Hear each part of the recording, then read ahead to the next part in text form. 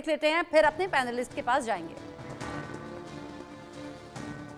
उत्तर प्रदेश की तर्ज पर अब नागपुर भी बुलडोजर बाबा को याद कर रहा है, यानी योगी आदित्यनाथ को याद कर रहा है और कह रहा है दंगाइयों के घर गिरने चाहिए, इसी बुलडोज़र से गिरने चाहिए।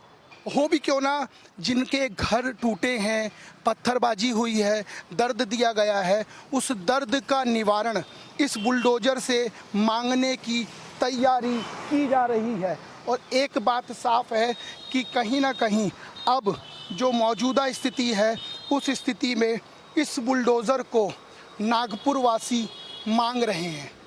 बुलडोज़र इसलिए मांग रहे हैं कि वो विश्वास उत्तर प्रदेश में योगी आदित्यनाथ ने इस बुलडोज़र से वहाँ की 28 करोड़ जनता को दिया। अब यहाँ की जनता भी यही कह रही है कि योगी आदित्यनाथ जो कर रहे थे यहाँ पर फडणवीस को वही करना चाहिए और इस तरह के बुलडोज़र को लेकर दंगाइये के घर को जमी दोष कर देना चाहिए। उनकी मांग कितनी जायज़ है, या ये मान लेना चाहिए कि कानून का विश्वास खत्म हो चुका है, जो दंगाइयों के घर को जमींदोज करने के लिए बुलडोज़र मांगे जा रहे हैं। सवाल ये खड़ा होता है कि क्या कानून व्यवस्था वाकई लचर हो गई है, क्या कानून से विश्वास उठ गया है? और यदि ऐसा है तो कानून के जानकारों को सोचना पड़ेगा, समझना पड़ेगा और एक बार पुनः निर्णय करना पड़ेगा कि हमारे ऊपर का विश्वास पूरी 150 करोड़ की जो जनता है उसका है और उस विश्वास को कायम रखना पड़ेगा। नागपुर वासियों की ये मांग कितनी जायज़ है ये तो पता नहीं, लेकिन एक बात साफ है कि योगी का मॉडल नागपुर में जनता लगातार मांग रही है और एक स्वर में कह रही है कि योगी मॉडल से इस पूरे मामले का निपटारा होना चाहिए। इस समय सहयोगी महावीर साहू, जगजीत सिंह के साथ Deepak Vishwakarma, India news, Nagpur. Bulldozer action की मांग हो रही है और अब ये दीपक विश्वकर्मा की रिपोर्ट बता रही है कि कैसे नागपुर के लोग अब एक सुर में मांग कर रहे हैं कि भाई योगी वाला मॉडल यहाँ पर लागू कर दिया जाए। लेकिन हाँ, सुप्रीम कोर्ट का ऑर्डर भी हमें याद है, इलीगल जो कंस्ट्रक्शन होगा वहाँ पहले नोटिस लगाया जाएगा, समय सीमा दी जाएगी और उसके बाद वो कंस्ट्रक्शन गिराया जा सकता है। यूं ही नहीं कि कोई अपराध में लिप्त पाया गया तो उसके घर या मकान को ढा दिया जाए, ये अधिकार किसी को नहीं है। लेकिन हाँ, जो दीपक विश्वकर्मा अपनी रिपोर्ट में पूछ रहे थे कि क्या लॉ एंड ऑर्डर से विश्वास उठ गया है, क्या संजय द्विवेदी जी आपको लग रहा है क्या कि वाकई लॉ एंड ऑर्डर से विश्वास उठा है, तभी नागपुर के लोग ये सवाल कर रहे हैं या ये मांग कर रहे हैं? पहले तो मैं बुलडोजर पर जवाब दे दूंगा आपका, जो अभी हमारे भारतीय जनता पार्टी प्रवक्ता ने कहा है। उत्तर प्रदेश में करीब 3000 घरों में बुलडोजर चलाया गया होगा। आप निकलवा के देख लीजिए, 95% बुलडोजर चला है बिना इलीगल जमीन पे। उनकी इलीगल जमीन नहीं थी, वे घरों बुलडोजर चला है, ये उनको निकाल के देख ले। हम सुप्रीम कोर्ट ने इसीलिए बात कही है कि आप इलीगल जो कंस्ट्रक्शन हो उससे बुलडोजर चलाइए, लेकिन ऐसा नहीं हुआ। ये बड़े शर्म की बात है और बड़ा दुख का विषय है, मैं इसलिए कह रहा हूँ आपसे। बाकी जो आप दिखा रही है बुलडोजर चले नागपुर में, जैसे अभी आपने एक चीज दिखाई हमको, देखिए बुलडोजर चले या ना चले, बात सुप्रीम कोर्ट वाली बात क्लियर हो गई है कि जहां पे इलीगल होगा वहां बुलडोजर चलेगा। तो ये तो मांगे आपको आपके स्टूडियो से मांगे नहीं उठानी चाहिए, ना ये बात कहनी चाहिए। जब इलीगल पे चलना है तो इलीगल पे चलना है। अब कोई दोषी उसी घर में, ये मैं नहीं कह रही हूँ संजय जी, ना ये मैं नहीं कह रही हूँ, ये नागपुर के लोग कह रहे हैं। नहीं, जनता मांग कर रही है, जनता को मांगने दीजिए ना, उसमें आप हमारे स्टूडियो से बात नहीं निकली, नागपुर के लोगों के बीच से बात निकली। और दूसरी बात ये याद रखिए, दूसरी बात ये, इससे पहले भी मैंने जिक्र किया था, अगर किसी का बेटा कोई अपराध कर देता है तो माँ बाप का दोष नहीं है जो सड़कों पर आ जाते हैं। इससे पहले तमाम वो स्टोरी हमने दिखाई है, तो मैं इसके पक्ष में बिल्कुल नहीं हूँ। जो अपराध करे उसे जेल में डालिए, जो सजा है वो दीजिए, कानून अपना काम करे, लेकिन बुलडोजर एक्शन के पक्ष में मैं नहीं हूं। मैं साफ कर दूं, ना स्टूडियो ना चैनल इस पक्ष में है, लेकिन नागपुर के लोग जरूर ये मांग कर रहे हैं। रचना जी, सनातन धर्म जो हमारा कहता है वो कहता है कि हम कब्र की राजनीति नहीं करेंगे, मृतकों पर राजनीति नहीं कर सकते। ये सनातन धर्म हमारा कहता है। हाँ। तो क्या देवेंद्र फडणवीस जी को ये बात कहनी चाहिए थी? हाँ। मैं बात देखिए, चूंकि आपने सनातन धर्म का जिक्र कर दिया, मैं नवल किशोर दास जी से पूछ लेती हूँ। नवल किशोर दास जी से पूछ लेती हूँ, हालांकि इससे पहले वो साफ ये कर चुके हैं, वो एक धर्म विशेष को लेकर टारगेट कर चुके हैं और कह चुके हैं धर्म विशेष के लोग होते हैं जो दंगाई होते हैं। नवल किशोर दास जी, इलाज क्या सिर्फ बुलडोजर है या कोई और इलाज है? रचना जी, हाँ, मैंने ये कहा है संजय जी शायद आप 10 सेकंड मांग रहे हैं, कुछ बोलना चाह रहे हैं, बोल दीजिए जल्दी। हाँ, 120 धारा होती है रचना जी कानून में। हाँ, उसका मतलब होता साजिश।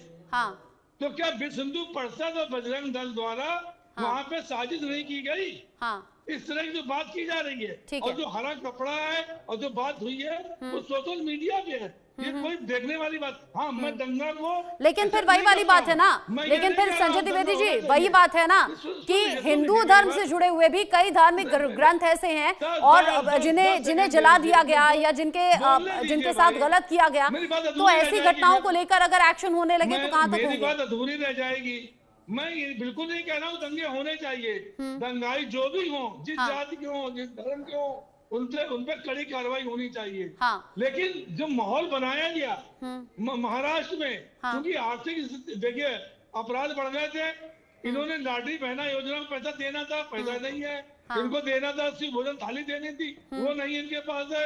इनको मुख्यमंत्री अब ये लाडली बहना योजना कहाँ से आ गया? संजय द्विवेदी जी, डिबेट कुछ और चल रही है, ठीक है। अब आपकी बात को मैं यही खत्म कर रही हूँ। नवल किशोर दास जी से नहीं ना, नवल किशोर दास जी से मैं पूछ लेती हूँ। नवल किशोर दास जी, जब तस्वीरें आती हैं सामने, सपोज किसी के बेटे ने कोई अपराध कर दिया, सनातन क्या कहता है?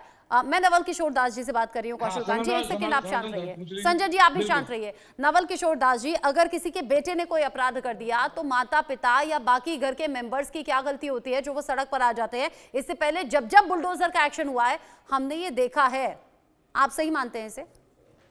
नहीं, देखिए, मैं निवेदन कर रहा हूँ, एक तो बुलडोजर चले वो कोई सरकार नहीं कह रही, वहाँ के स्थानीय लोग जो त्रस्त हुए हैं, इनकी संपत्ति को नुकसान किया है, जो निर्दोष थे। पहले स्पष्ट किया गया कि हरा कपड़ा तथा कोई आयात नहीं लिखी थी। किसी भी धार्मिक आस्था को किसी प्रकार का अपमानित करना हमारा काम नहीं है, बिल्कुल भी। और मैं इतना फिर कहूंगा, इतने 500-700 लोग इकट्ठे कहाँ से आ गए? नियोजित नहीं था तो लोगों को, तो वो तो अपराधी है ना, उनको तो दंड मिलने दो कम से कम, उस पर तो एक मत हो जाओ। तो लोग निर्दोष घर की दुकानें तोड़ दी, घर में आग लगा दी, यानी चलो कुछ हुआ तो आप कानून हाथ में ले लेंगे, ये तो कोई पक्ष नहीं हुआ। हम कह रहे हैं कि उनके घरों में बुलडोजर चलाना ये भी ठीक नहीं है, पर ऐसे अपराधियों को खुला छोड़ना भी ठीक नहीं है। बिल्कुल नहीं, अपराध करेंगे, बिल्कुल पकड़े जाने चाहिए, बिल्कुल जेल जाने चाहिए, लेकिन क्या बुलडोजर होना चाहिए? क्या बुलडोजर चलना चाहिए? क्या बुलडोजर चलना चाहिए? एक एक व्यक्ति को घर से निकाल करके उनको सामूहिक दंड देना चाहिए, जिससे दूसरे लोगों को लगे कि अपराध करना ठीक नहीं है, कानून का सहारा लेना ठीक है। तो इसके पास जाते, अगर ठीक है, आपने कहा बिल्कुल चलना चाहिए। अब एक सवाल और, चूंकि आप सनातन धर्म का ज्ञान रखते हैं और आप धर्म के बड़े ज्ञानी हैं, तो एक सवाल और, घर में अगर 6 सदस्य हैं, एक ने कोई अपराध कर दिया, बाकी 5 का कसूर क्या जो बेघर हो जाएं? नहीं, बाकी बेघरों को जो उन्होंने दोष नहीं किया उनको कोई अपराध नहीं होना चाहिए। तो बेघर क्यों? बुलडोजर क्यों? घर गिराना समाधान नहीं है, घर गिराना समाधान नहीं है। और मैं ये भी कहता हूँ कि जो 5 लोग बाकी घर में हैं, तो आप ये कहिए ना कि दंगाइयों को ढूंढे, पकड़े, अपराधियों को जेल में पहुंचाएं, फिर जो कानून सजा दे वो दे। हाँ, कठोर से कठोर दे दीजिए ना, लेकिन बुलडोजर एक्शन क्यों? बुलडोजर एक्शन क्यों? पहले 100 बार सोचें, इतना कठोर दंड मिलना चाहिए। मैं कह रहा हूँ, मैं कह रही हूँ बुलडोजर एक्शन क्यों? लेकिन अब भारत सिंह जी कुछ कहना चाह रहे हैं आप? देखिए रचना जी, 2 बात है। पहले तो कौशल कांत मिश्रा जी ने ये साफ शब्दों में ये मान लिया कि महाराष्ट्र की सरकार फेल है, देवेंद्र फडणवीस पूरी तरह से फेल है। नहीं, ये तो उन्होंने नहीं माना। हाँ, मैं उसको आपको याद दिला देता हूँ, रिवाइंड करके आप देख लीजिएगा। उन्होंने कहा कि जिस तरह से उत्तर प्रदेश में शासन व्यवस्था चुस्त दुरुस्त है और महाराष्ट्र में कमजोर है, ये मान गए ना कि महाराष्ट्र में कमजोर है, तो इसका मतलब हो गया ना कि महाराष्ट्र की सरकार जो है पूरी तरह से फेल है।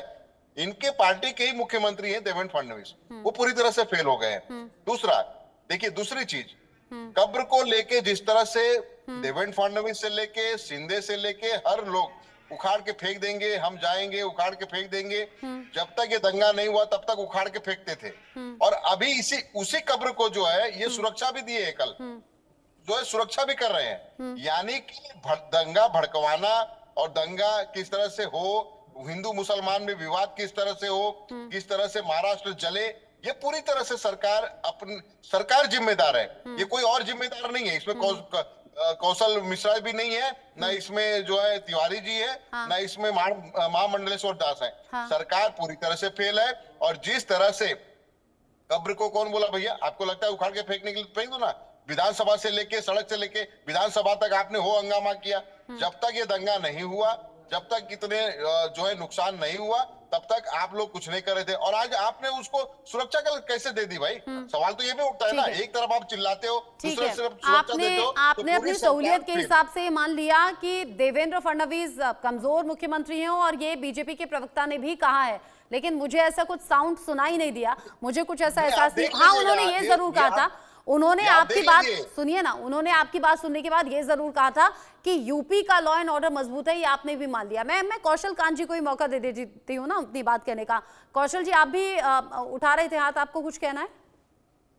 कांग्रेस को राजनीतिक जवाब दे दूं, उसके बाद बाकी ज्ञान की बातें करता हूं। कांग्रेस जो कह रही है, जब इनके अपने अध्यक्ष थे खड़गे जी, उनका बेटा जब कहता था सनातन डेंगू है, मलेरिया है, एड्स है, तब इनका संविधान खतरे में नहीं पड़ता था। जब इनके खड़गे जी कहते थे कुंभ तो बेकार, कुंभ में रोजगार क्या मिलता है, और रोजगार करके ऐसा दिखा कि 1% GDP बढ़ गई है, 4 लाख करोड़ का बिजनेस हुआ है। फिर ये लोग उसके साथ खड़े होते हैं जो लोग मृत्यु कुंभ की बात करते हैं। अरे सुनिए ना, सुन लीजिए ना, राम को काल्पनिक कहने का काम आप करते हैं, औरंगजेब के ऊपर राजनीति आप करने आते हैं। रचना जी देखिए, मैं किसी के बीच में नहीं बोलता हूँ, इस तरह की डिबेट का मैं आदी नहीं हूँ। देखिए, अगर यही डिबेट करनी है, देखिए मैं तो चाहती हूँ, बिल्कुल नहीं बोला ना, आप सभी को कहूँ, मैं तो चाहती हूँ आप लोग नौकरी पर बात करें, मैं चाहती हूँ आप लोग महंगाई पर बात करें, मैं चाहती हूँ आप लोग विकास पर, GDP पर, ग्रोथ पर बात करें, बट आप लोग हिंदू मुस्लिम पर अटके रहते हैं। आप लोग औरंगजेब का मुद्दा उठाते हैं, फिर दंगे होते हैं, फिर अलग अलग राजनेता अपना चेहरा चमकाने लगते हैं। मैं नहीं चाहती इन सब टॉपिक पर डिबेट करना, मैं वाकई चाहती हूँ जो असल मुद्दे हैं उन पर बात हो, लेकिन आप लोग करते हैं। जवाब दूं, आखिर के 20 सेकंड बचे हैं कौशल जी, आखिर के 20 सेकंड बचे हैं, बोलिए। 20 सेकंड सिर्फ ये कहना चाहता हूं, ग्लोबल अभी हो रहा था ना कि आतंक का कोई धर्म नहीं होता। मैडम, ग्लोबल स्टडी आई है, 98.7% इस्लामिक टेररिज्म है।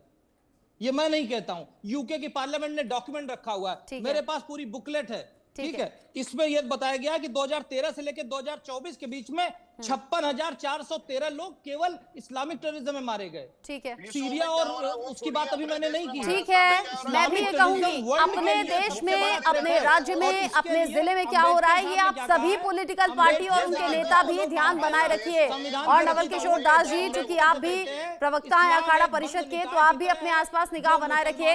हम सभी का नैतिक कर्तव्य बनता है हमारे आसपास क्या हो रहा है, किसकी क्या सोच है, किसकी क्या विचारधारा है, कौन जहर घोलने की कोशिश कर रहा है, कौन किसको भड़काने की कोशिश कर रहा है, ये सब कुछ हमारे ध्यान में होना चाहिए। माहौल बिगड़े ही नहीं ना, बिगड़ने के बाद डिबेट की नौबत ही ना आए। आप सभी का शुक्रिया साथ में जुड़ने के लिए, सभी का शुक्रिया।